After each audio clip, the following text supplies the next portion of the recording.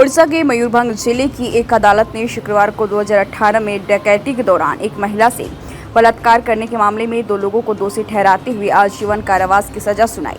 विशेष त्वरित अदालत के न्यायाधीश संतोष कुमार नायक ने दोनों दोषियों पर 25-25 हज़ार रुपये का जुर्माना भी लगाया। 2 अन्य आरोपियों की गिरफ्तारी अभी होनी है। बता दें कि बैसिंगा पुलिस थाना क्षेत्र के एक गाँव में 8 सितंबर 2018 को 4 लोगों ने एक घर में डकैती की थी। उन्होंने एक महिला के साथ दुष्कर्म भी किया और धमकी भी दी कि वे उसके 7 वर्षीय बेटे को मार देंगे। विशेष लोक अभियोजक एम पटनायक ने बताया है कि फैसला 10 गवाहों के बयान और कई दस्तावेजों पर आधारित है। देश के कई राज्यों में बारिश का दौर जारी है। इस बीच अरब सागर में उठा चक्रवाती तूफान के ओमान की ओर बढ़ने की खबर है, जिससे गुजरात पर मंडरा रहा खतरा टल गया है।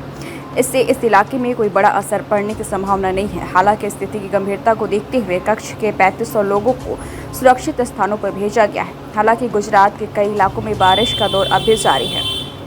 इस बीच मौसम विभाग ने देश के कई राज्यों में भारी बारिश अलर्ट जारी किया है। उड़ीसा की गंजाम जिले में जहरीली शराब त्रासदी में शनिवार को एक और व्यक्ति की अस्पताल में उपचार के दौरान मौत हो गई। इसके साथ ही इस घटना में मृतकों की संख्या बढ़कर 3 हो गई है। पुलिस ने जानकारी दी है। मृतक की पहचान लक्ष्मण बेहरा के रूप में हुई है, जो MKCG मेडिकल कॉलेज अस्पताल की गहन चिकित्सा इकाई यानी ICU में भर्ती था। लक्ष्मण समेत 15 लोगों को जहरीली शराब पीने के बाद उपचार के लिए अस्पताल में भर्ती कराया गया था। इससे पहले इसी घटना में जुरू बेहरा और लोकनाथ बेहरा की मौत हो गई थी। अस्पताल सूत्रों ने बताया है कि 4 अन्य लोगों का भी उपचार किया जा रहा है। भारतीय जनता पार्टी पूरे देश में 2 सितंबर से सदस्यता अभियान की शुरुआत कर रही है। उत्तर प्रदेश में भी इस कड़ी में सदस्यता अभियान की शुरुआत होगी। उत्तर प्रदेश सूबे के मुखिया योगी आदित्यनाथ 3 सितंबर को पार्टी की सदस्यता फिर से लेंगे। बता दें, उत्तर प्रदेश के प्रदेश अध्यक्ष भूपेंद्र चौधरी योगी आदित्यनाथ को पार्टी का सदस्य बनाएंगे। पार्टी अपने सदस्यता अभियान के जरिए शिक्षक, व्यापारी, चिकित्सक, साहित्यकार, अधिवक्ता, चित्रकार, कलाकार, खिलाड़ी, पुरुष सैनिक, युवा वर्ग, महिला समेत समाज के विभिन्न वर्गों तक पहुंचे। किसान आंदोलन को आज यानी 31 अगस्त को 200 दिन पूरे हो गए हैं। इस अवसर पर शंभू बॉर्डर पर किसानों ने अलग अलग कार्यक्रमों का आयोजन किया, जिसमें रेसलर विनेश फोगाट भी पहुंचे। विनेश फोगाट का यहां किसानों ने स्वागत किया। विनेश फोगाट ने कहा है कि सरकार को किसानों की बात सुननी चाहिए। वहीं जब उनसे पूछा गया कि क्या वो आगे हरियाणा विधानसभा का चुनाव लड़ेंगे, इस सवाल पर उन्होंने कुछ भी कहने से इनकार कर दिया है। रेसलर विनेश फोगाट की तस्वीर आई है, जिसमें किसान नेता उनका अभिनंदन कर रहे हैं और वो आंदोलनकारी किसानों के साथ मंच पर बैठी दिख रही हैं। दुख होता है देख के, सभी देश के नागरिक हैं और किसान ही है तो देश को चलाता है ना। इनके बिना तो कुछ भी नहीं है। हम खिलाड़ी भी नहीं है। अगर ये हमें खाना ना दे तो हम भी नहीं कम्पीट कर पाते हैं।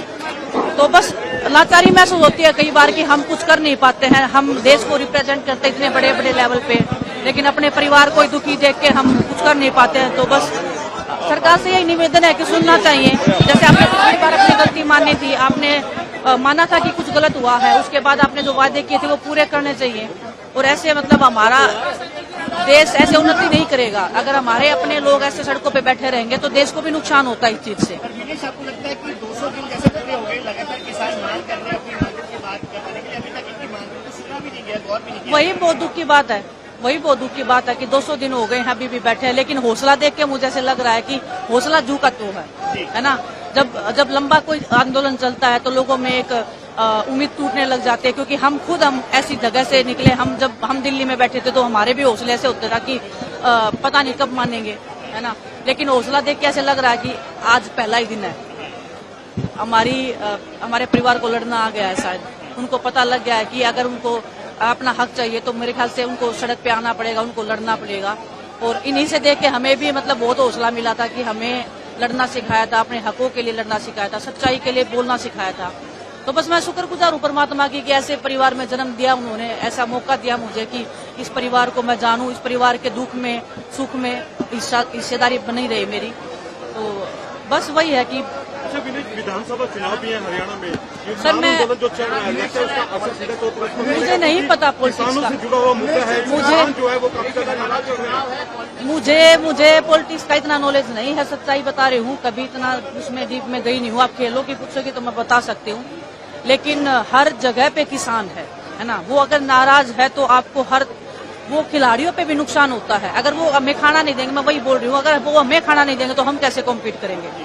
लेकिन वो इतने निर्दयी नहीं है, ये खाना देते हैं पूरे देश को। इतना सब होने के बाद भी ये लोग खुले दिल से पूरे देश को आज भी अनाज दे रहे हैं। ये चाहे तो सब कुछ बंद कर सकते हैं देश का, लेकिन बड़ा दिल है इनका बहुत ज्यादा, और सरकार को भी बड़ा दिल दिखाना। हरियाणा के सीएम नायब सिंह सैनी ने कहा है कि वो किस सीट से विधानसभा चुनाव लड़ेंगे, इस पर पार्टी का केंद्रीय नेतृत्व फैसला लेगा। करनाल की जगह हरियाणा के प्रदेश अध्यक्ष ने उनके लिए लाडवा सीट की बात कही। इस सवाल पर उन्होंने कहा है कि प्रदेश अध्यक्ष के पास ज्यादा सूची है। अभी पार्लियामेंट्री बोर्ड के अंदर हमारे प्रत्याशियों ने अप्लाई किया था, इसको हमने सूचीबद्ध कर केंद्रीय नेतृत्व के सामने रखा है। अगला फैसला पार्लियामेंट्री बोर्ड ही लेगी। हिमाचल प्रदेश में आर्थिक संकट गहराया हुआ है। यह और कोई नहीं बल्कि खुद हिमाचल प्रदेश के मुख्यमंत्री सुखविंदर सिंह सुक्खू कह रहे हैं। हिमाचल प्रदेश की आर्थिक स्थिति ठीक नहीं है। मुख्यमंत्री इसके लिए पूर्व बीजेपी सरकार को जिम्मेदार ठहरा रहे हैं। इसी वजह से कर्मचारियों का लंबे डीए और एरियर भुगतान नहीं हो पा रहा है। इस बीच हिमाचल प्रदेश सरकार के श्रम एवं रोजगार विभाग की एक अधिसूचना चर्चा का विषय बन गई है। यह अधिसूचना 30 जुलाई को जारी हुई थी।